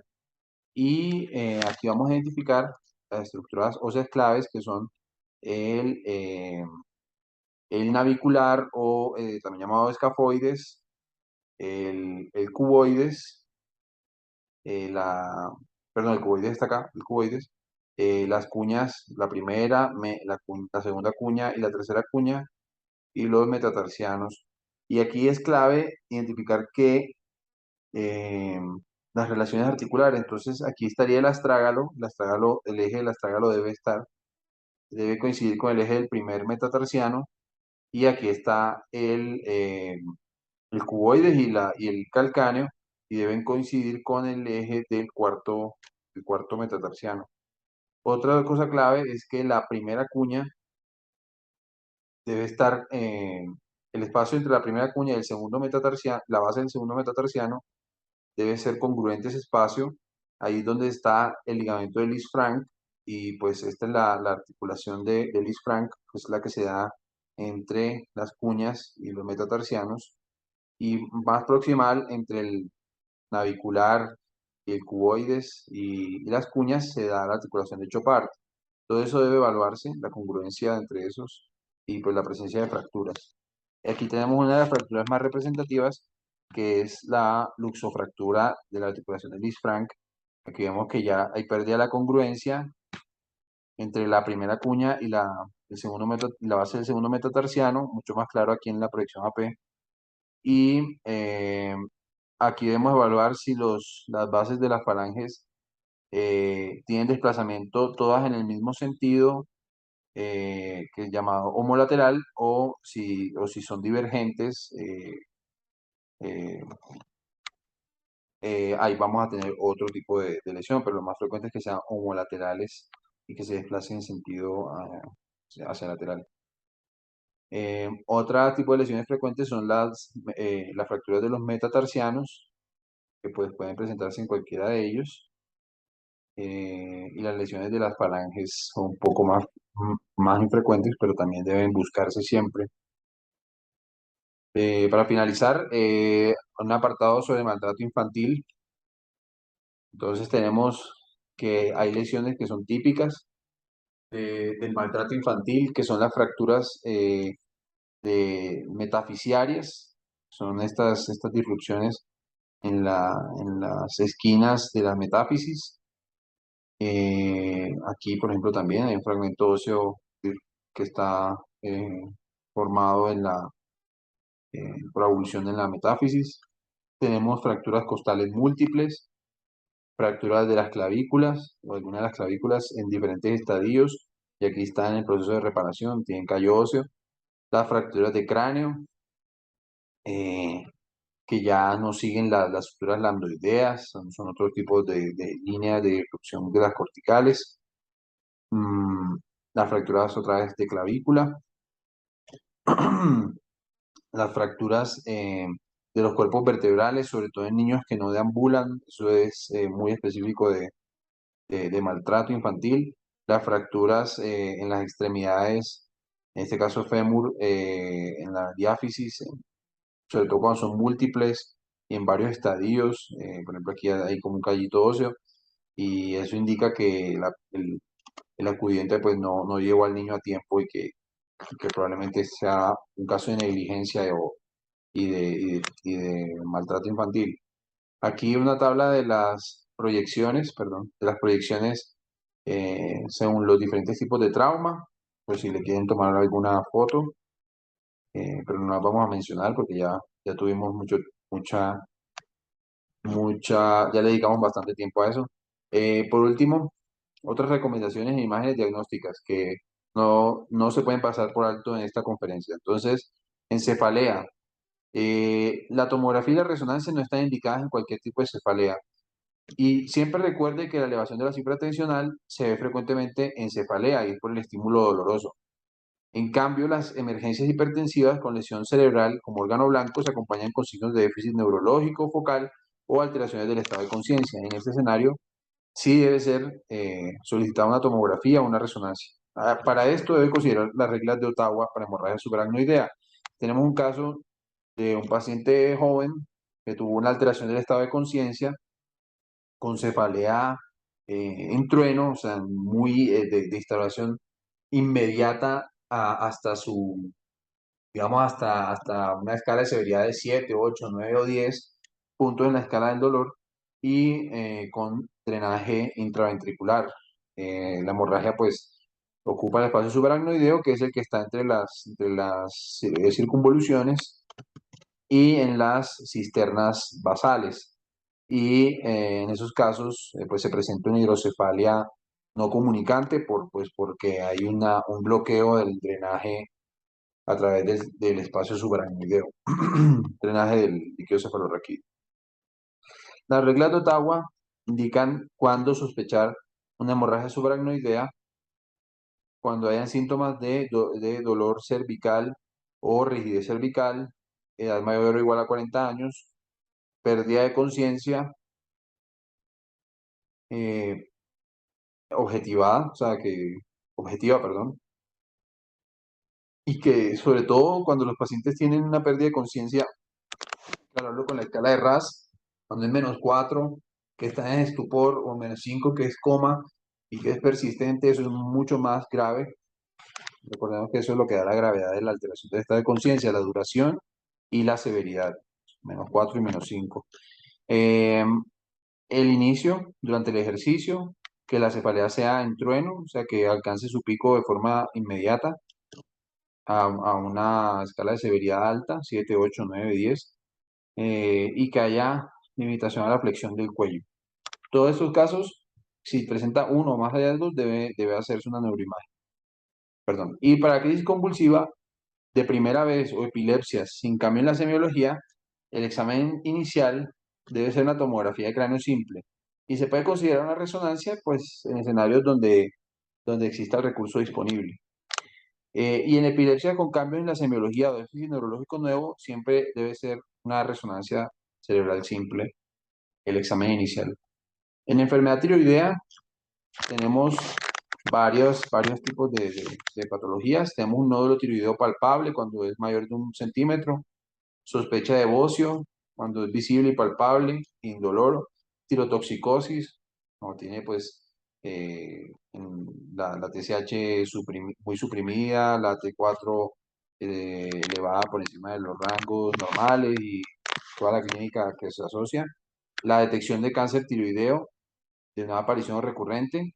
Entonces aquí mostramos algunos de los nódulos de más aspecto sospechoso cuando tienen microcalcificaciones, son sólidos, hipoecoicos, bordes lobulados, más altos que anchos, que eso es una evaluación que se hace en plano axial, que es diámetro AP mayor que el transverso, bordes irregulares, extensión extratiroidea, eh, o que tengan adenopatías cervicales laterales.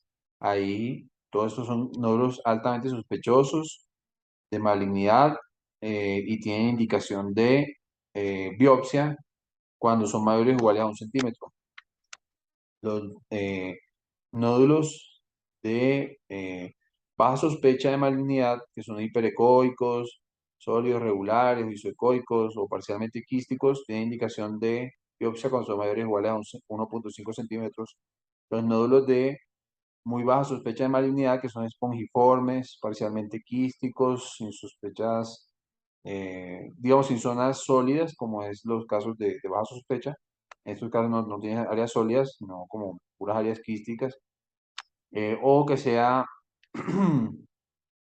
bueno, hay varios tipos de variantes de parcialmente quístico, pueden tener contenido hiperecóico, que puede ser proteináceo, el coloide. Estos casos de la biopsia solo está indicada cuando son lesiones mayores o iguales a 2 centímetros. Y el quiste simple o que de contenido anecoico o que puede tener contenido particulado, proteináceo o por hemorragia, solo tiene indicación de punción cuando sea sintomático, o sea, cuando que genere dolor o sea muy grande y le genere incomodidad a la paciente o al paciente. En dolor abdominal, pues tenemos eh, el dolor que está en el cuadrante superior derecho, que generalmente puede ser por colelitiasis, colecistitis o coleocolitiasis, hepatitis. Esos casos tienen indicación de ecografía hepatobiliar. No siempre hay que solicitar ecografías de abdomen total. Podemos hacer una evaluación mucho más dirigida en una ecografía hepatobiliar y usamos mejor el recurso. Dolores en el cuadrante superiores, derecho e izquierdo, pancreatitis es el principal diagnóstico. Ahí también tiene cabida la ecografía, pues para ver si la etiología es litiásica, o sea, si tiene cálculos en la vesícula o la vía biliar. En el cuadrante superior izquierdo no hay indicación de ecografía, ahí es más, ahí se estudia mejor con tomografía, eh, sobre todo pues la patología del vaso, bueno, la gastritis aguda y la enfermedad ulceropéptica pueden dar eh, alteraciones que no sean visibles inclusive en la tomografía. En el cuadrante inferior derecho, la apendicitis es el principal y eso sí tiene indicación de ecografía y debemos indicar describir en la indicación que es por apendicitis aguda para que le hagan una evaluación con transductor lineal para ver el apéndice. Em, En el cuadrante inferior izquierdo, el principal diagnóstico en adultos con estreñimiento mayores de 40 años es la diverticulitis y se estudia con tomografía. Cuando tienen sobre todo fiebre o que inclusive hay síntomas irritativos urinarios por el flegmón que se forma generalmente con la vejiga, puede haber diarrea, fiebre. En la región púbica, inguinoescrotal y el pene, ahí puede aparecer hernias, que bueno, eso lo debemos evaluar en el examen físico, y si es una hernia pues palpable, hay que ver si es reducible o no, y se puede indicar una ecografía de la pared abdominal, y cuando el dolor sea netamente testicular, unilateral, y no veamos hernia, podemos sospechar que hay una orquiepididimitis, lo más frecuente en adultos, pero también podemos sospechar de patología de cálculos en la vía urinaria, recordando que el dolor inicialmente se da en la región lumbar y en los flancos cuando el cálculo está en el uréter hasta el tercio distal y cuando entra en la región, en la unión urétero-vesical, el dolor se ve frecuentemente reflejado en la región púbica e inguinoescrotal. Inclusive se puede sentir en el pene, en la uretra o en la parte anterior del pene y ahí la sospecha debe ser que tenga un cálculo en la región de la unión uretero-vesical. Y ahí para recordar, primero se hace una ecografía renal y de vías urinarias para ver si hay signos de hidronefrosis. Y si hay hidronefrosis unilateral, debe sospecharse que hay cálculos. Generalmente en la ecografía es muy difícil de ver los cálculos Ahí debemos solicitar un urotac. Cuando los cálculos sean mayores de 7 milímetros, debe hacer su manejo por urología, seguramente por vía endoscópica. Y los cálculos menores de 7 milímetros se pueden manejar con terapia médica para eh, inducir la expulsión con tansulosina o entre otros. Y también hay una indicación de manejo quirúrgico cuando el dolor es persistente por 2 a 3 semanas, a pesar de que el cálculo sea menor de 7 milímetros. Los síntomas irritativos urinarios bajos en hombres jóvenes deben ser sospechados de infección urinaria eh, baja o infección de transmisión sexual. Y en hombres mayores de 50 años, sobre todo los síntomas son por obstrucción uretral, por hiperplasia prostática. Y aquí debemos analizar la información que da en la ecografía. Cuando el volumen prostático sea mayor a 80 centímetros cúbicos, generalmente hay que remitir al urólogo porque va a necesitar una prostatectomía por vía abierta, o cuando el volumen sea menor a 80 centímetros cúbicos, puede manejarse con adenomectomía o RTUP, la resección transuretral de la próstata, o manejo médico mientras tanto. Y eh, esa es una información muy valiosa en cuanto al volumen prostático. La medición del residuo posmiccional es significativo cuando es mayor al 20%, o sea, cuando se compara el volumen posmiccional con el premiccional y el posmiccional sea 20% o mayor del premiccional, o que sea mayor a 100 centímetros cúbicos. Ahí también indica que hay una patología obstructiva significativa. Y en cuanto al tamizaje de cáncer de próstata, siempre hay que hacer el tacto rectal para ver la consistencia de la próstata, si no está infiltrada o si no detectamos un nódulo que sea eh, pues de cáncer, que cuando son sólidos, pues se endura la próstata. Debemos solicitar el PSA, y el PSA podemos calcular el PSA esperado multiplicando el volumen prostático por 0,15, y si es mayor de esa cifra, pues es sospechoso. O calculamos la densidad del PSA dividiendo el PSA sobre el volumen prostático reportado en las imágenes. Cuando es mayor a 0,15 es de alto riesgo, o cuando el PSA total sea mayor a 10 nanogramos por mililitro también es de alto riesgo para cáncer de próstata. Y ahí los pacientes pues tendrán que ser remitidos a urología para que se haga una evaluación pues con resonancia multiparamétrica de próstata y posiblemente una biopsia transrectal de próstata y una planeación del tratamiento. En mujeres, los síntomas irritativos urinarios bajos pueden ser secundarios a aumento del volumen uterino, frecuentemente por miomatosis y prolapso de órganos pélvicos. Esto se evalúa mejor mediante el examen físico, y en imágenes se evalúa mediante resonancia del piso pélvico con defecografía. En cuanto al embarazo, recordarles que las ecografías claves se dan según lo que vamos a ver. Entonces, el primer contacto se da el diagnóstico del embarazo, que debe ser mediante beta-HCG, y es opcional hacer una ecografía de forma ambulatoria para confirmarlo. No es una urgencia a menos de que presente amenaza de aborto, es decir, que tenga sangrado.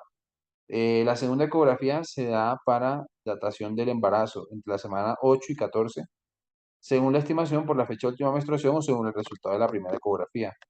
Y es óptimo hacerla entre las semanas 11 y 13+6, indicando que 13+6 es el último día de la semana 13, y ya el siguiente día ya sería 14-0, como se hace de rutina en la evaluación prenatal.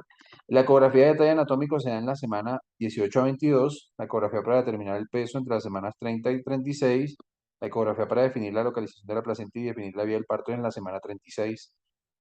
Las urgencias del primer trimestre son la amenaza de aborto y el aborto, que se sospechan es por el sangrado o la expulsión de los productos fetoplacentarios. La urgencia del segundo y tercer trimestre están dadas por amenaza de parto pretérmino, trabajo de parto pretérmino con ruptura prematura de membranas, bajo peso, restricción de crecimiento intrauterino, placenta previa em, y óbito fetal. Y aquí es clave que reconozcamos los casos sospechosos de óbito cuando hay ausencia de movimientos fetales sostenidos por más de 2 horas. Hay que darle las indicaciones a la mujer de acostarse del medio lado derecho, contar los movimientos fetales durante 30 minutos, por 2 horas. Y en todos estos casos que mencionamos se indica la ecografía. Para las enfermedades mamarias, en cuanto al dolor, si es cíclico, es decir, que se da relacionado con la fluctuación hormonal entre los 7 días previos y los 4 días posteriores a la menstruación, y que sea no focal, es decir, que afecta más de un cuadrante del seno, y o que sea difuso, que afecta a todos los cuadrantes, no hay indicación de imagen. Cuando es no cíclico, o sea, no relacionado con este periodo que mencionamos, donde más se da el dolor, y focal, es decir, que afecta a un área menor a un cuadrante, depende de la edad. Si es menor de 30 años, está indicada una ecografía de mama. Si es mayor de 30 años, está indicada igualmente una ecografía de mama y o se puede complementar con mamografía con o sin tomosíntesis. Pero la tomosíntesis pues no está disponible en todos lados, pero si la hay, pues siempre hacerla. Que es una técnica especial de mamografía para poder tener como un estudio volumétrico del seno. Eh, Volumétrico, bueno, casi, pero en 2D, pero sí da una percepción espacial mayor. La tamización del cáncer de mama se da anualmente en las mujeres mayores de 50 años. Em, la detección secundaria del cáncer ya es cuando tiene un nódulo, una masa dura, adherida a los planos profundos, con efecto retráctil sobre la piel, que da piel de naranja o retracción del pezón, ganglios axilares infraclaviculares o supraclaviculares indurados, no dolorosos y que no se mueven con respecto a los planos subcutáneos. La mastitis, que está caracterizada por cambios inflamatorios cutáneos en duración del seno, generalmente mayor a un cuadrante, y puede acompañarse de fiebre, síntomas sistémicos, ganglios axilares aumentados de tamaño que son eh, de consistencia blanda, son dolorosos. La mastitis cuando es puerperal, entonces la paciente se le hace una ecografía de mama para el diagnóstico, sobre todo para ver si tiene absceso y 3 meses después de la finalización del tratamiento antibiótico, quirúrgico, lo que requiera. Y la mastitis no puerperal debe hacer sospechar de un subtipo de cáncer de mama que es inflamatorio, que es en la que predomina la rápida progresión y la destrucción tisular con cambios inflamatorios.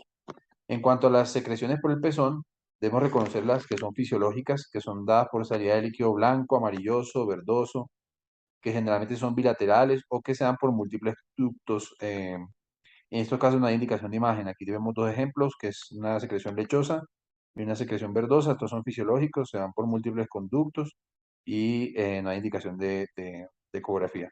O podemos tener salida de líquido seroso o hemorrágico, y que generalmente se dan a través de un solo ducto, o puede ser unilaterales. Por ejemplo, este caso seroso, este caso aquí un solo ducto hemorrágico.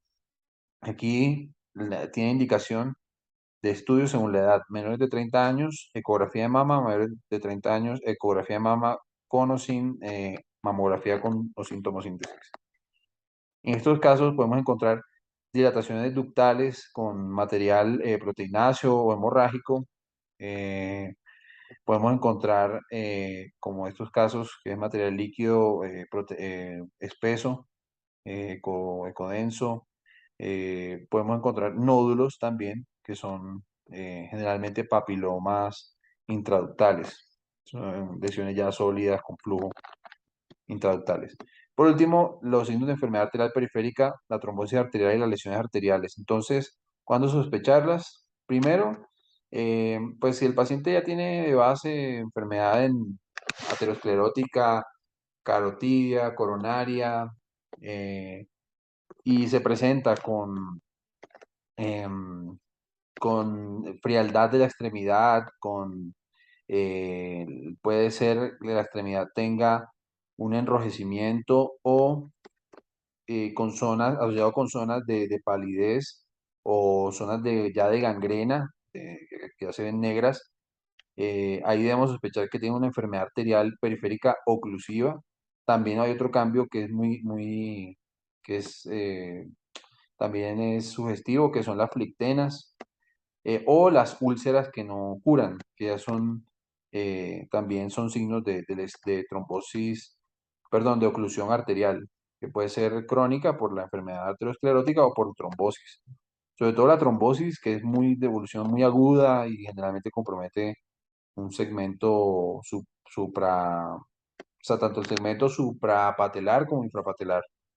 Eh, Y las lesiones arteriales ya traumáticas, pues que también van a acompañarse de síntomas neurológicos, de déficit neurológico, de síntomas como parestesias, disestesias, tiene también alteraciones de la temperatura, que eso se llama poiquilotermia, cuando la extremidad tiene la misma temperatura del ambiente. Esos son signos de enfermedad arterial periférica, oclusiva o de lesión arterial. Y los signos, bueno, y perdón, y ahí en esos casos siempre debe hacerse un Doppler arterial y debe ser de la extremidad afectada. No es necesario hacer de las dos extremidades si la otra no tiene alguno de los signos o síntomas que describimos. Y los signos de insuficiencia venosa crónica y la trombosis venosa. La insuficiencia venosa crónica que se da en el territorio generalmente de la safena mayor, es decir, la parte medial del muslo y la pierna. eh, Primero, eh, bueno, que se da por insuficiencia de la vena, en la que hay derivación a venas tronculares, que son pues muy tortuosas, que son epifaciales, que se pueden palpar y se pueden ver, y son venas grandes, no las telangiectasias, que son las arañitas, sino las grandes venas que se ven como troncos muy tortuosos. Bueno, y cuando tiene enrojecimiento en cambio inflamatorio del tejido celular subcutáneo, eh, puede haber salida de líquido trasudado a través de la piel, empiezan a aparecer áreas como pálidas por la necrosis y por último hay una formación de úlcera que generalmente está en ese territorio, en la parte medial o en la parte anterior de la pierna y todo eso se estudia con Doppler de insuficiencia venosa. Debe indicarse de esa forma y ese Doppler sí es bilateral generalmente, porque esta enfermedad generalmente es bilateral. Y por último, ¿cómo reconocer una posible trombosis venosa? Entonces, el paciente tiene un edema asimétrico, claramente, eh, de instalación aguda y que puede acompañarse de signo de Homans o de Pratt positivo. Entonces, siempre debemos palpar, hacer palpación de los gastrocnemios y dorsiflexión del pie para evaluar si tiene dolor en la zona posterior de la pierna, y eso indica que puede haber trombos intramusculares, gastrocnemios principalmente gastrocnemios, y bueno, o el tríceps sural, y en esos casos está indicada un Doppler de trombosis venosa, un Doppler venoso, y por favor solicitar la extremidad que está afectada. Eso indica que hay conocimiento de la enfermedad y que se conoce al paciente, porque es muy raro que tenga trombosis bilateral, solo en casos de que tenga realmente edema bilateral con los signos que describimos, pues ahí se debe considerar. Finalmente, les recomiendo que para dudas consulten esta página que es Radiopedia. En internet pueden poner Radiopedia y poner el tema de su interés y ahí seguramente les va a salir. Los invitamos a que se unan a nuestro grupo de rurales internos, ahora que van a iniciar su rural, escaneando este código QR. Ahí somos un grupo de médicos, residentes y especialistas y tenemos a nuestro abogado dispuesto a ayudarles con sus casos clínicos y con cualquier caso de asesoría legal. Ahí están muy bienvenidos y espero que les haya gustado esta charla, y que sigan apoyando a la Asociación Nacional de Internos y Residentes, para que juntos podamos crecer como gremio. Muchas gracias.